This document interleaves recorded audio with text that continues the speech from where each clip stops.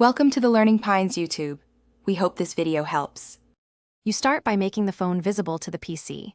Enable developer options and turn on USB debugging. On the computer, install ADB and platform tools so commands can communicate with the device. Once done, connect with an original or high-quality data cable. Make sure the phone shows a USB authorization prompt and accept it. You do this because ADB gives full control without third-party cloud services, making file transfer, screen mirroring, and command execution reliable and fast. You next verify and choose the control method.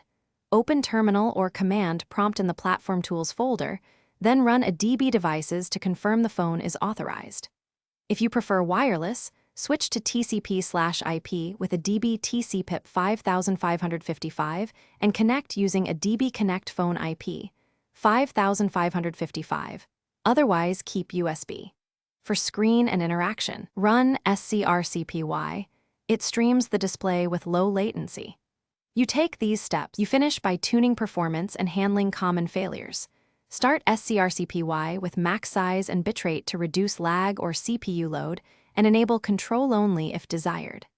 If the device disconnects or shows unauthorized, revoke USB debugging on the phone, reconnect, and accept the prompt again.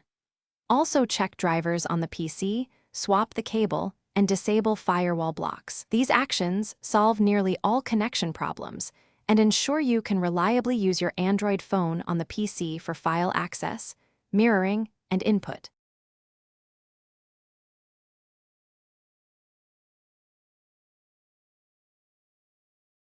Thanks for watching. Consider subscribing if we helped you.